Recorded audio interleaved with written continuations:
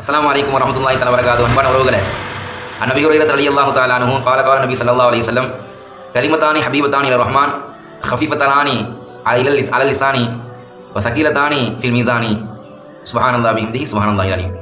ஹஸரத் Abu Hurairah ரலியல்லாஹு அன்ஹு இந்த ஹதீஸ் ரிவாயத் செய்றாங்க. பெருமானார் ஸல்லல்லாஹு அலைஹி வஸல்லம் சொன்னாங்க, அல்லாஹ்வுக்கு ரஹ்மானாகி அல்லாஹ்வுக்கு மிகவும் பிடித்தமான இரண்டு வார்த்தைகள், இரண்டு கலிமாக்கள்.